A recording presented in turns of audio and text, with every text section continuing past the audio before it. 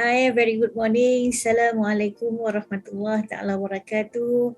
Yang berusaha Mr. Zez, Chairman Klibel 26 and Klicels 19. Yang berusaha Associate Professor Dr. Muhammad Rizal Palil, Co-Chairman Klibel and Klibel 26 and Klicels 19. Yang berusaha Mr. Lenny Chonterzen, Executive Director Ikram Sdn Berhad. Yang berusaha Associate Professor Dr. Nur Hazila Muhammad Zain, Deputy Vice Chancellor for Academic IUKL. Yang berusaha Dr. Chan Sai Kiong, Dean Faculty of Business, Information and Human Sciences IUKL.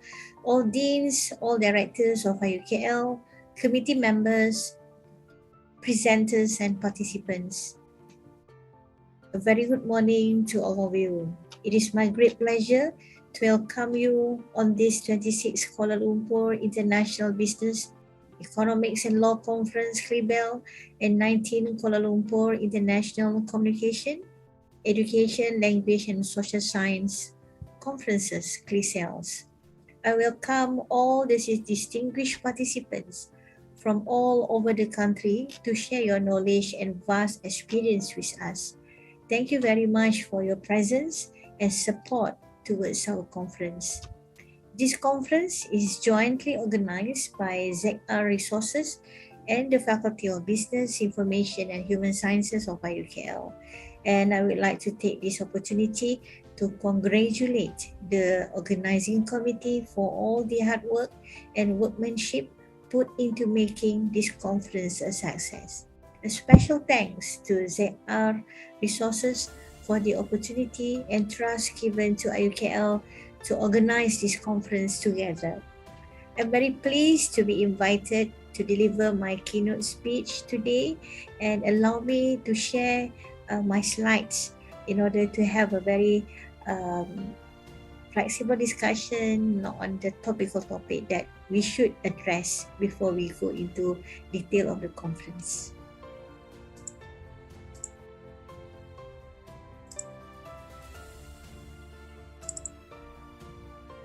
Okay, ladies and gentlemen, I hope you can see my slides. My topic that was entrusted for me to discuss with all the learned audience this morning is on post-pandemic and how to address challenges and how to optimize the strengths.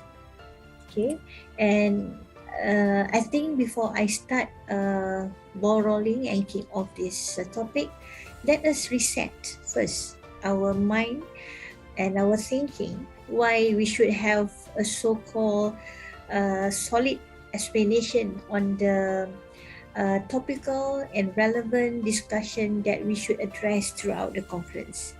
I think the first and foremost, we should understand what are opportunities today in this changing world.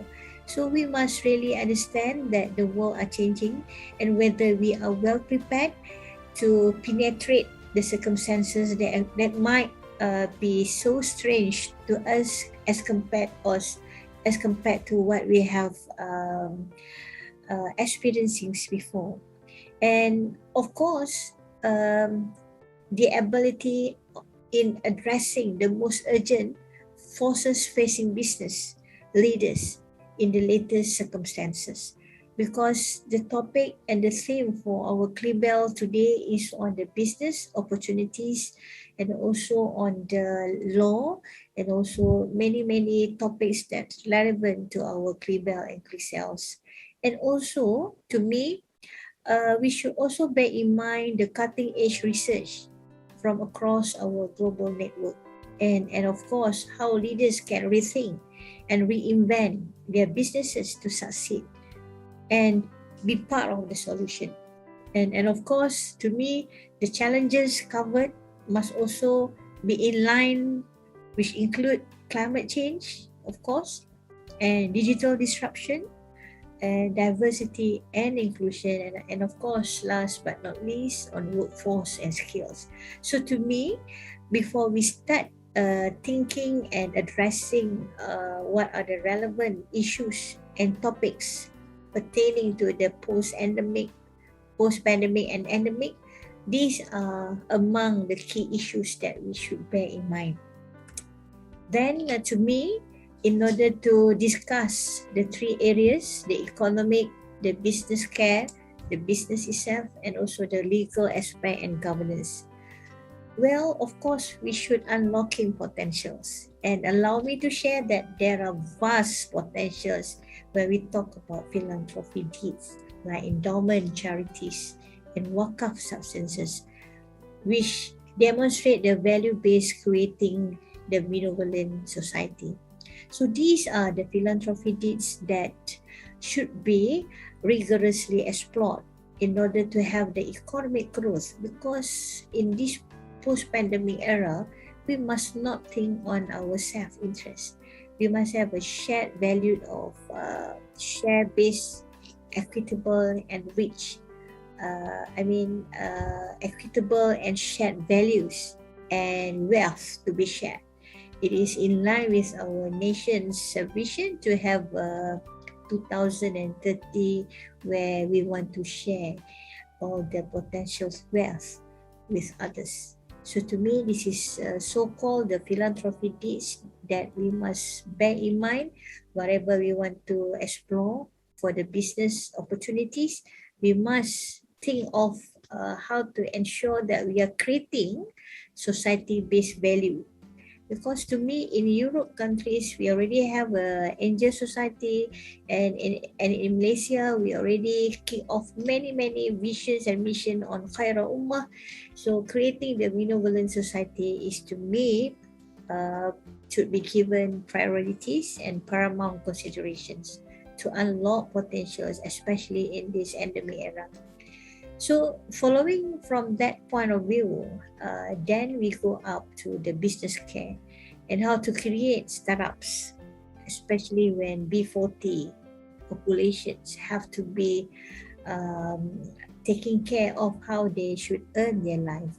So this time we are not only making or urging or forcing or imposing our subject to create startups, but of course the authorities must also have the ability to supply or to prepare the tools for monitoring the performance of this startup, because in the end of the day we want they can help others, and the business is sustainable. So the solution system in the one single platform is a must in order to monitor and create awareness of the startups leaders, CEOs, with the seed fund offered or given by the authorities. So this is actually to me very much relevant to the topical issues current. Nowadays, like business resilience, future of work, finance and liquidity, the tax and the potentials on trade, and also the regulatory. So to me, creating startup is a must, but monitoring the performance of startup by the systems provided by the authorities is another important thing. So ladies and gentlemen, then we go to the legal and governance aspect. Again, I'm stressing on the societal driven projects rather than individual based project, because of course when we want to start up business or for the society itself, whether the financial and banking institutions are ready to provide more products that are more fair to the customer.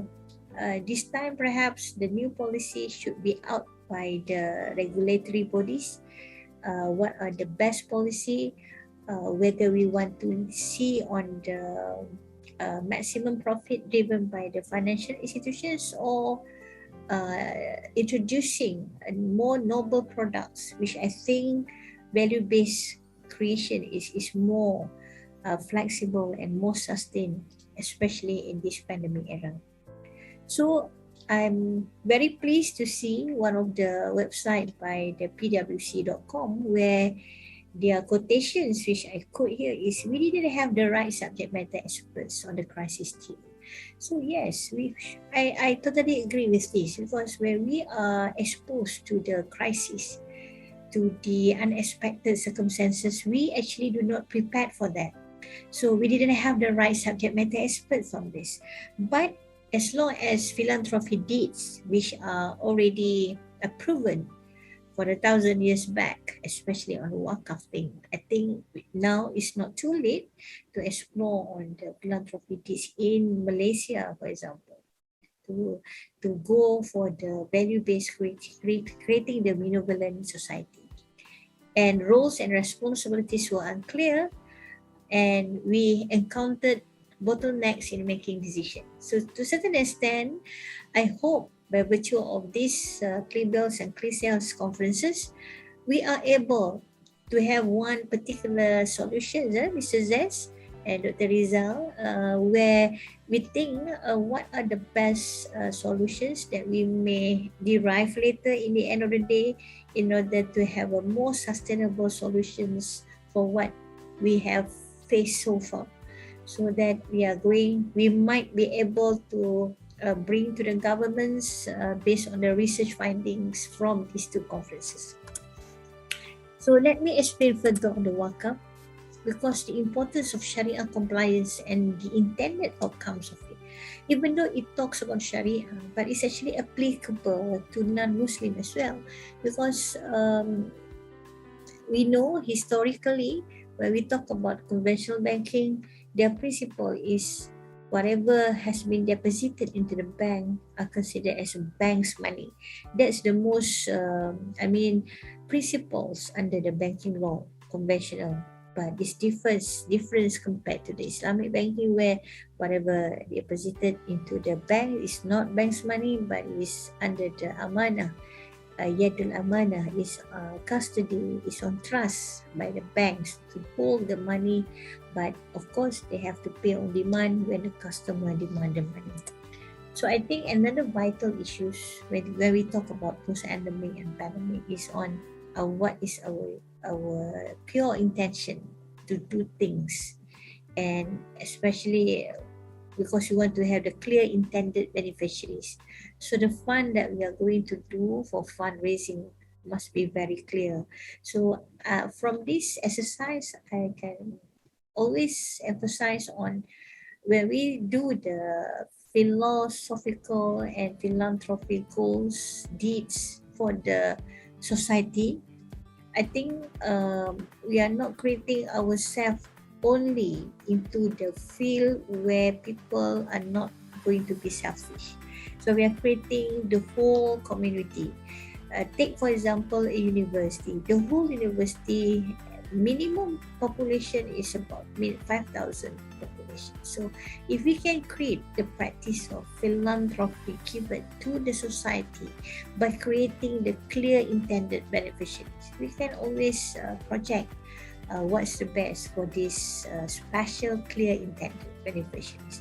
Because as we have discussed earlier, it's not something that doable in the sense of solution wise, but at least we must be prepared for the second wave if there's another circumstances where we are struck off with unexpected incident.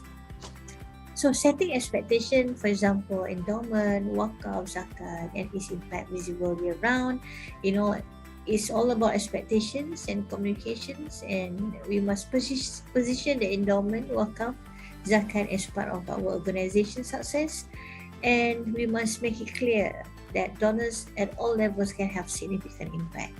So the communication must be there, and the board of a special entity, to certain extent, sometimes we do have two boards, governance and directors, and the websites of our entities, development material, newsletters, magazine, and others.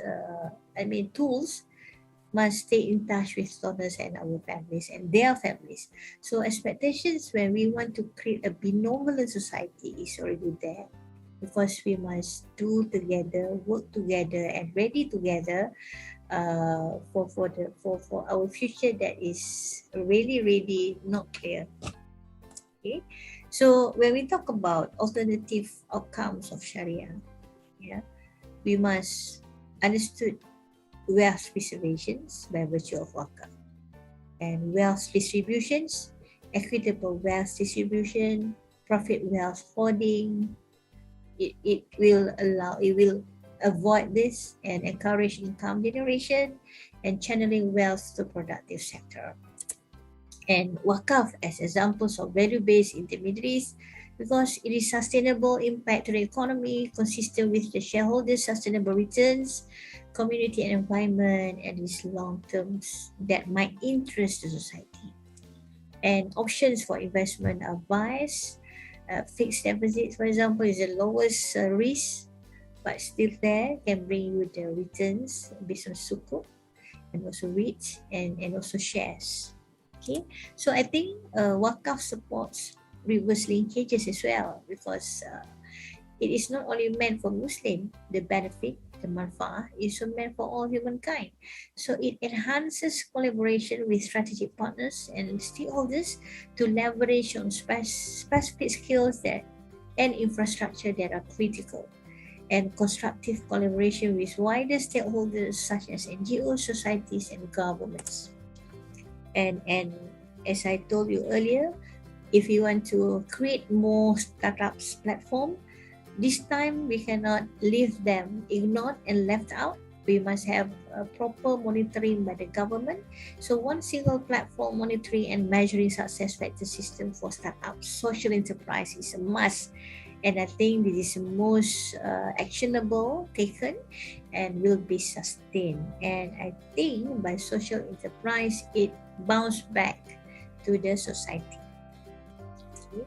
And propose scopes of areas that we might create startup by virtue of the existence from financial institutions like food, agriculture, health, training, and of course science and technology.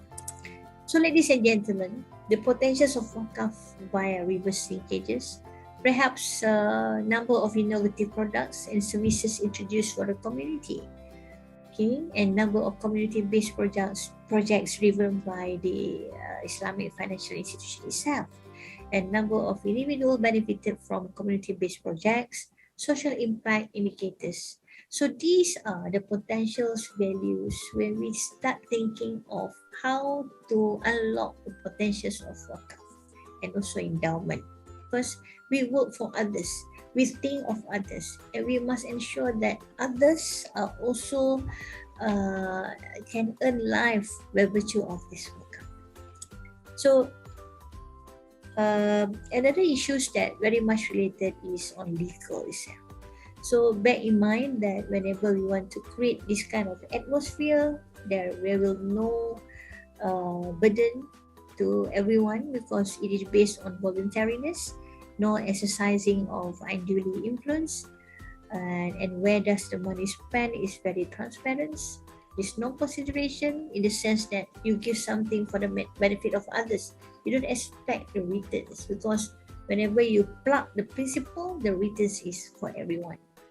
So diffusing trust and confidence, in everyone, and credibility must be established with all the parties involved.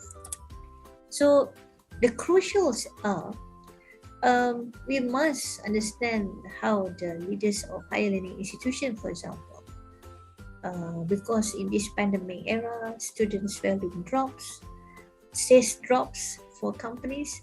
So how are we going to tackle these problems? So the philanthropy now is becoming the huge area where the people very much interested to look at. And there is also policy by the Ministry of Higher Learning Education for every and single higher learning educations to think strategically on how to be revenue generated and how to sustain without any assistance from the parent minister. So the benefit of employees, the ecosystem, the governance in management, the jurisdiction, the separation of powers between board of directors and board of governors, and the credibility of the entity, and how is the policies and procedures in order to avoid fraud when we are very much into the generation of income by virtue of philanthropy. Okay, so I think I don't want to take much time of the participants as well as audience, because what I want to start off is that we must review, analyze, and how to add value to the current circumstances. And I really hope that in all presentations today,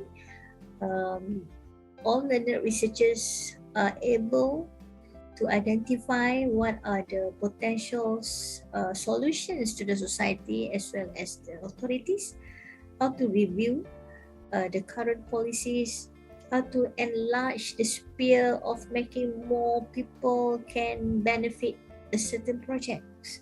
So of course we must have a review, in-house review, in-entity review, to assess the performance. And once we assess to what extent our performance was, then of course we have to take immediate action on identifying actionable areas for improvement and bolster our confidence for the next unexpected crisis and circumstances. So I'm giving, perhaps I hope what I'm giving as a basic tools for everyone to understand what should be mind setting channels, what should be our focus, and what should be research on when we talk about issues on economics, legal, and business in post-pandemic era. With that, I end my discussion, and I'm really happy to see many papers really tackling very specific issues. And last but not least, I must congratulate all the organizers for these topical and relevant issues that has been addressed in your team, inshallah. With that, thank you very much and hope to see you again. Assalamualaikum warahmatullahi ta'ala wabarakatuh. Infrastructure University Kuala Lumpur IUKL was established in 1981 as the Research and Training Institute of Public Works Department, Malaysia. IUKL, built on a 100-acre site, is about 26 kilometers south of the capital city of Kuala Lumpur. It is located at the Centrum City, which is near Putrajaya and KL International Airport. Today, Infrastructure University Kuala Lumpur offers a wide range of hard and soft infrastructure programs, from undergraduate to postgraduate studies, including diploma, bachelor's degree, master's degree, and PhD programs. Certified with ISO 9001-2015 Management System, Infrastructure University Kuala Lumpur programs have been recognized by universities in the China, UK, Australia, and New Zealand. Infrastructure University Kuala Lumpur, for knowledge, for humanity.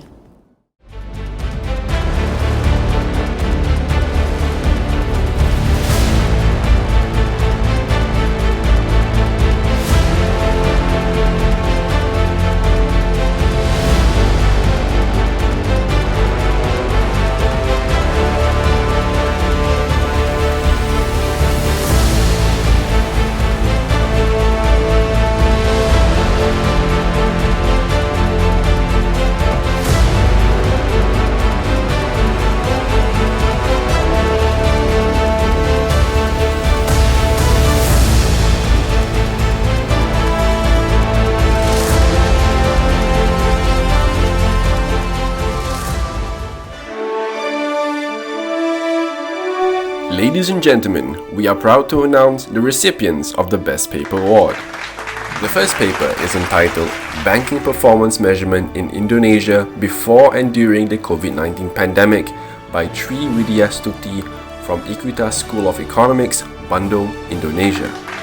The second paper is entitled Exploring the Consumer Purchase Intention Post-COVID-19 Scenario in Case of Food-Related Products in India from Venkata Subaya Potala from Vellore Institute of Technology, India. The third paper is entitled Cryptocurrency Trading with Ensemble Machine Learning Algorithm by Siwat Asavakij Pejanic and Isaria Sutakul Pibun from Chulalongkorn Business School, Chulalongkorn University, Thailand. The fourth paper is entitled The Relationship Between Academic Procrastination and Academic Performance, the Moderating Role of Teacher Support by Nick Rosina Nick Jaafar from Department of Commerce, Polytechnic Kota Baru, Kelantan. And last but not least, the fifth paper is entitled Investigating Adolescent Sexting and Online Safety by Dr. Olivia Bomster from Heidelberg College of Higher Education, South Africa. Congratulations to all winners!